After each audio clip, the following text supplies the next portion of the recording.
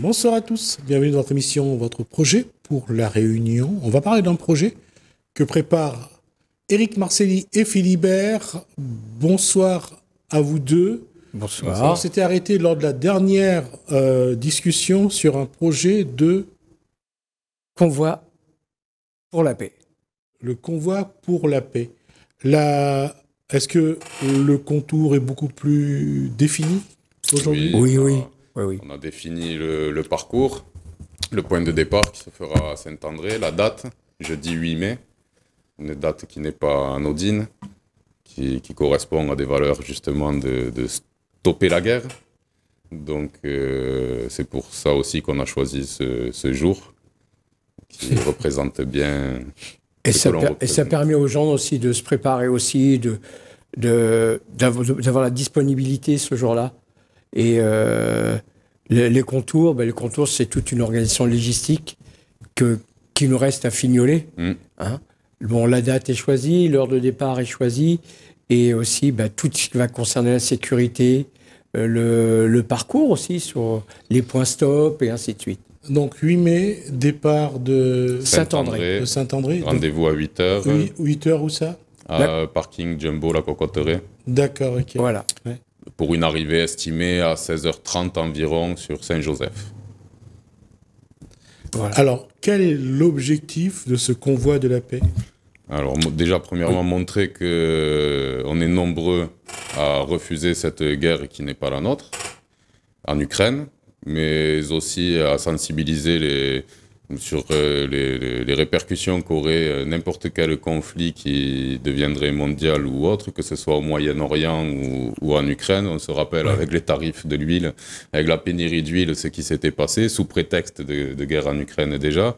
Donc on se dit, bon, si ça pète, il y a de fortes chances qu'on soit impacté. D'ailleurs, on voit qu'à l'heure actuelle, juste en l'état même du conflit, on voit que ça crée du désordre dans la zone océan Indien, que ce soit au niveau des îles Éparses, au niveau de Mayotte, avec la Russie qui soutient de plus en plus les Comores.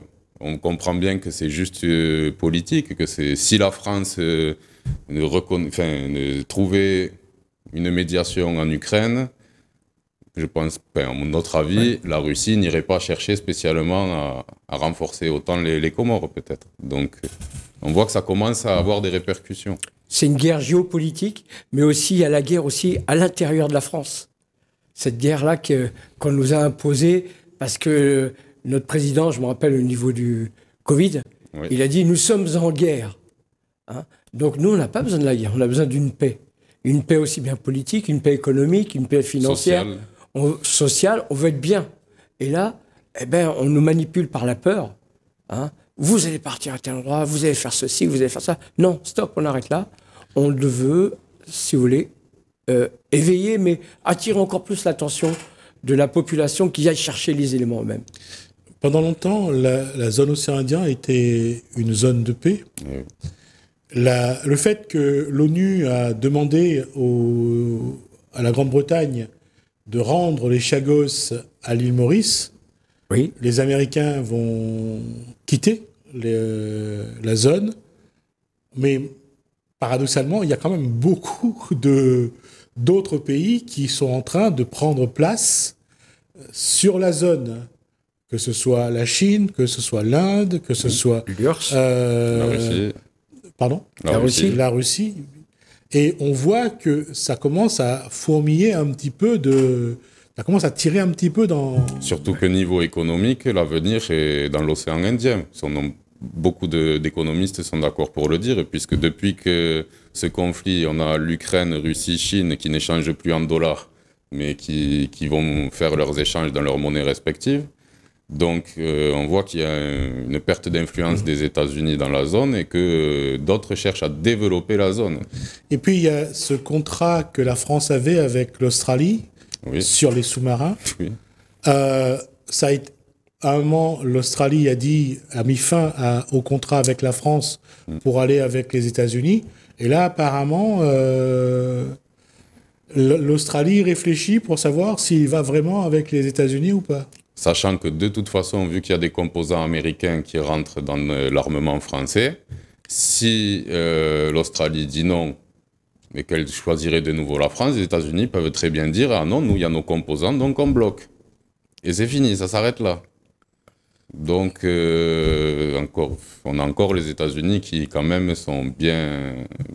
On a vu que Macron a voulu réunir encore une fois pour pousser à la guerre avec Starmer, le Premier ministre anglais. Et bon, mais Donald Trump a dit si vous poussez, moi je quitte le G7. Bon, ils se sont tous rassis sagement sur leur chaise et ils se sont dit bon, on va devoir parler. Mais il y a une chose quand même qu'il faut reconnaître à Trump, c'est ce pas de danse qu'il a. Un pas en avant, deux pas en arrière. Mais c'est une stratégie commerciale et de négociation. Oui, tout simplement. Voilà. Chose que nos hommes politiques ne sont pas capables de faire. Ils sont toujours carpettes devant ce qui est puissant. On parlait des composants. Dernièrement, j'ai entendu qu'il y a eu un flop sur une fusée allemande. Oui. Hein, et alors que l'Allemagne a travaillé depuis des années sur différents, que ce soit l'Airbus ou même la fusée Ariane. Et ça se passait très bien. Et puis aujourd'hui, l'Allemagne fait son chemin de son côté. Hein. Et puis nous, qu'est-ce qu'on fait ? On essaye toujours de se raccrocher à l'Allemagne. Mais non, il faut dire stop à ce moment-là. On a des génies en France. Et surtout que là, on a donc des déclarations sur de dire on va mettre à disposition l'arme nucléaire française à tous les pays européens, sauf que tous les pays européens n'ont pas les mêmes intérêts. Donc, est-ce que pour l'intérêt de tel pays, la France doit aller dedans ? Donc, ça aboutit à l'Allemagne qui maintenant dit autant que nous, on puisse créer notre propre arme nucléaire. Donc, on est en train, au final, à travers ça, de réarmer nos pays les plus voisins, les plus proches, les plus frontaliers. Exactement. Est-ce que c'est bon pour la paix ? Puis il y a un élément aussi qui est politique. Enfin, d'abord judiciaire, de la justice. Et cette décision sur Marine Le Pen, ces décisions concernant le détournement de fonds au Parlement européen, la décision à l'encontre de Marine Le Pen a amené quand même à montrer qu'elle avait quand même du soutien au niveau international, que ce soit Trump, Elon Musk, la Russie, tout le monde on a vu que... Faut pas être dupe. Trump, tout ce qui va aller dans le sens contre l'eau, lui, il veut s'adresser à des nations, il veut pas s'adresser à un organisme supranational. Donc c'est dans son intérêt de dire ça. Pour Poutine, c'est dans son intérêt aussi. Chacun joue ses cartes, mais sauf notre président qui, lui, ne joue pas pour les intérêts de la France. Chacun joue ses intérêts et nous, nous non. Mais il n'y a pas que ce que tu viens de dire, Philippe, mais il y a aussi le fait qu'ils n'ont jamais joué aussi pour les citoyens français. Ils ont toujours joué pour leur parti politique. Oui. Et là, d'après tout ce qu'on lit dans la presse ou sur Internet, ce parti politique, ils avaient voté cette loi, qu'elle soit plus dure. La loi Sapin. La loi Sapin. Et puis il y a eu Philippe Pasco qui est intervenu ici, que vous avez reçu sur le plateau, qu'on doit avoir un casier judiciaire vierge. Hein, a été d'accord. Et maintenant, ça lui tombe dessus. Elle n'est plus d'accord. Ça veut dire bien qu'on se bat que pour son intérêt.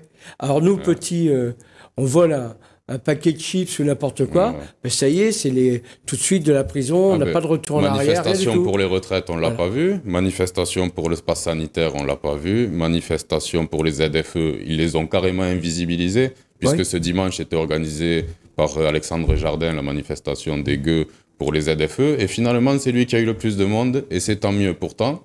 Il a été le moins médiatisé, puisqu'on s'est retrouvé avec une manif RN, une manif LFI et un meeting de Attal. Écologistes. Oui, aussi. Les écologistes. Voilà. Donc, non, il n'y a pas de cohésion pour le citoyen. C'est des cohésions pour des idéologies politiques, et nous sortons de là-dedans. Alors justement, pour les citoyens, quel est le plus petit dénominateur commun qui va les rassembler pour un projet qui les concerne, selon vous ? Le projet qui le concerne. Qui concerne le peuple. Le peuple. La paix, déjà, ça concerne tout le monde. Ça, c'est sûr. La paix et le pouvoir d'achat. Ça les concerne. Et pour ce rassemblement, c'est on sait toujours ce qu'il faut pour améliorer la vie de chaque personne, puisqu'on veut avoir un bien-être. Et ce bien-être, on ne l'a pas. Parce que, comme disait tout à l'heure, on joue toujours sur la peur, la manipulation. Si tu n'as pas fait ceci, attention, tu vas aller en prison. Si tu n'as pas fait ceci, tu auras une amende. Hein ? Bon, d'accord, il y a des règles à respecter. Donc il faut aussi que ces règles soient appliquées sur ces hommes politiques. On le voit bien aussi bien à La Réunion que sur la métropole. Puis on voit que si Macron ou En Marche cherchent à pousser vers ça, c'est pareil, c'est pour un intérêt qui est derrière personnel. Eux, ils ont une vision de fédéralisation de l'Union européenne. Donc, ils parlent de mettre un emprunt commun à tous les pays, de mettre, comment ça s'appelle ? Le revenu universel, on va tendre vers le revenu universel. Un produit d'épargne sur lequel les gens pourraient aller. Donc, tout ça là, ça va dans le sens de la fédéralisation. Et on voit bien que c'est ça qui les intéresse. On voit que ça, c'est un prétexte pour aller vers là où est-ce qu'ils veulent. Donc, à travers ce projet pour la paix, on va faire des points de discussion avec les gens, de rencontres, et on va leur proposer, et aussi feront des propositions. Et puis donner de l'information. Voilà. Messieurs, concrètement, comment le Réunionnais qui va participer à ce convoi de la paix peut peser pour que soit préservée la paix dans la zone océan Indien ? Plus on est visible, plus on va être entendu, et plus ça va freiner les velléités d'un tel ou d'un tel. Si, tout n'est qu'électoral.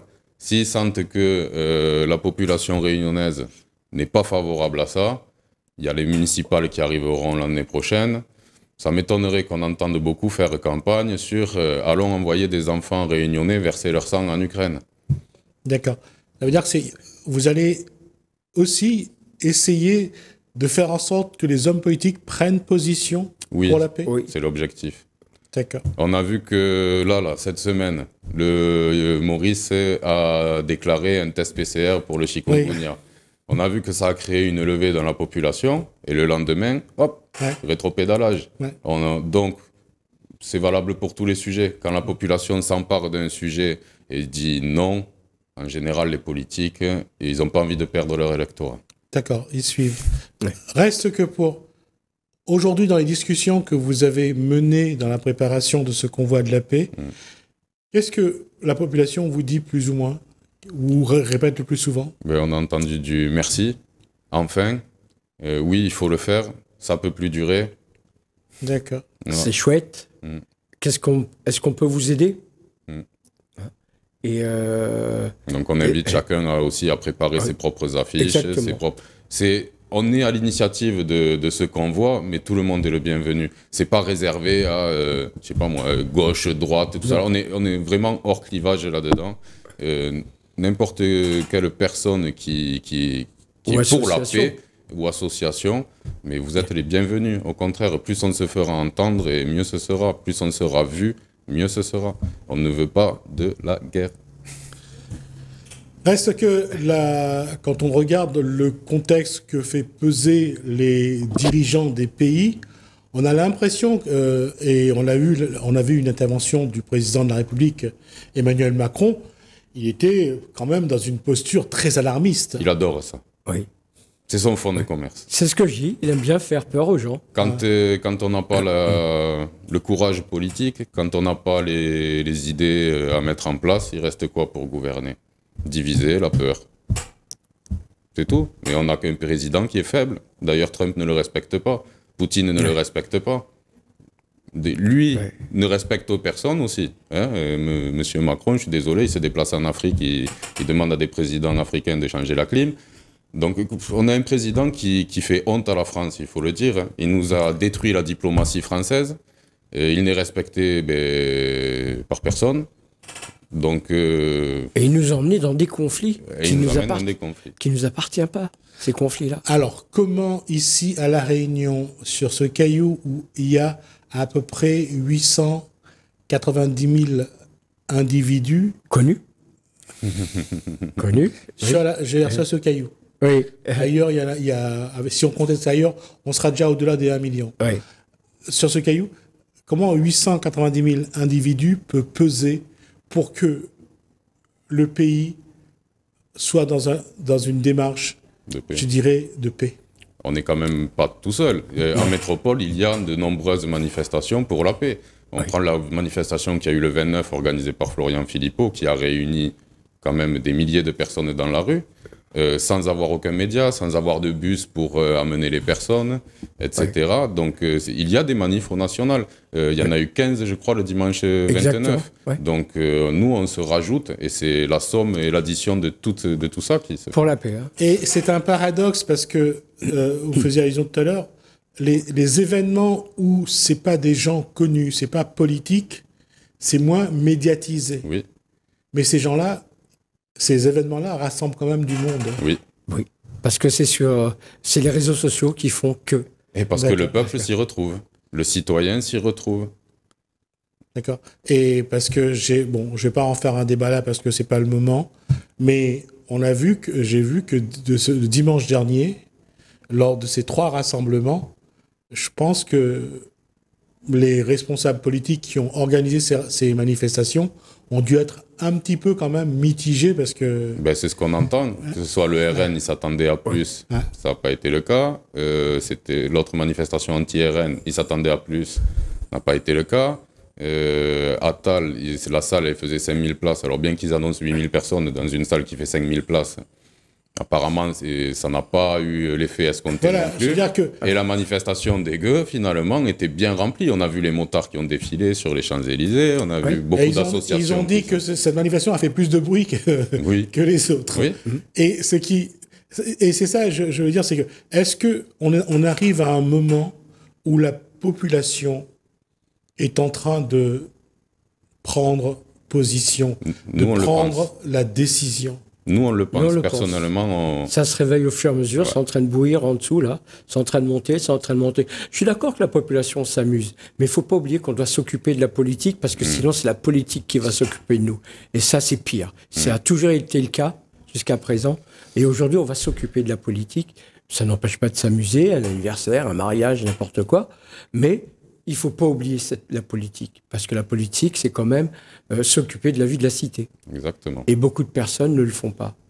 La cité, c'est pas forcément la ville, mais c'est déjà aussi le foyer familial. À la base, la politique, c'est l'espoir. C'est pas vouloir faire carrière, c'est vouloir donner de son temps, de sa personne pour l'intérêt collectif. Ce qui veut dire aussi qu'à un moment, il faudra que la population se pose la question: est-ce qu'elle laisse le pouvoir aux politiques ou est-ce qu'elle s'occupe de la politique? Mais le problème qu'il y a eu, je vois même dans mon enfance, souvent on dit « Ah, la politique, c'est pas trop haut, ça, ou il est trop petit. Hein, il regarde pas haut, ça. Allez jouer. » Mais on n'a pas cette culture, ne serait-ce que la base à l'école d'une culture politique, la droite, la gauche, et ainsi de suite. Et après, faire comme une histoire, quoi. Mais il n'y a rien du tout. Il regarde pas haut, là. Allez jouer. Ben, ça se fait qu'on s'imprègne au fur et à mesure.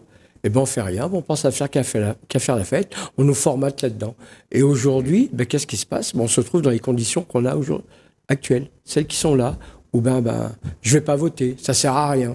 Tous pareils. Non, tous les hommes politiques ne sont pas pareils.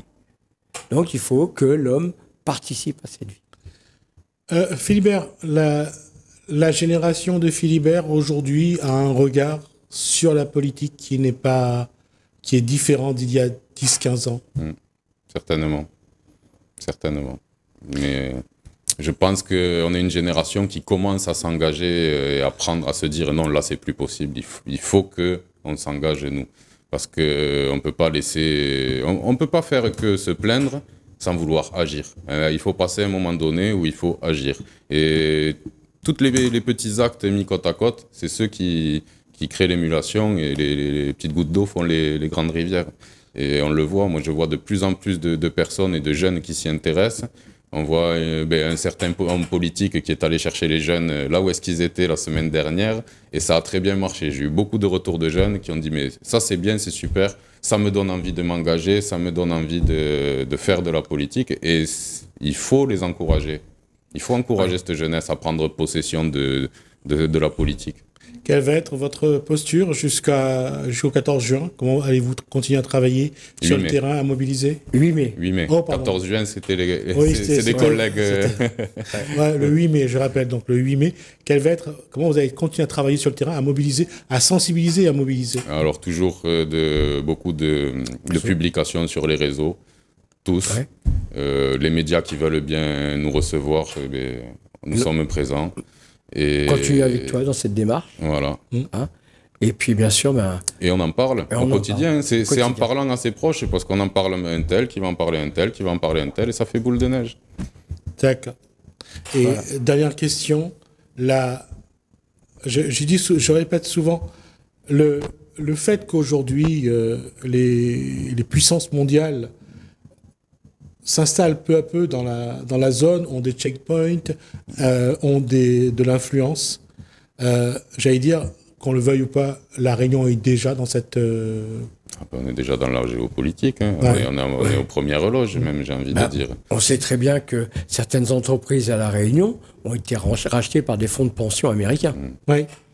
Ça ne veut pas le dire. Parce qu'on a investi, en tant que chaque Réunionnais, on a investi dans ces centrales électriques. On a participé à la construction et à l'évolution. Il y a nos nappes phréatiques aussi qui intéressaient beaucoup de pays. Donc, le fait d'avoir investi dans ces centrales électriques, c'est que ce soit vous ou moi, c'est quand même de notre argent qui est parti là-dedans. Ça a été vendu et on n'a rien touché en retour. Au contraire, la facture d'électricité, elle a augmenté.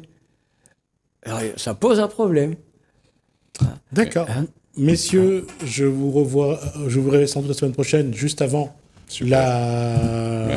votre rendez-vous. Oui. Et on essaiera de voir un petit peu comment ça a évolué. Et s'il y a d'autres personnes qui veulent venir avec vous pour dire pourquoi ils y sont, j'aurai le plaisir de vous accueillir sur ce plateau. Merci Philibert. Merci Rick Marcelli. Merci. Merci à vous de nous avoir suivis. Merci Alain, merci François. Je vous dis à bientôt.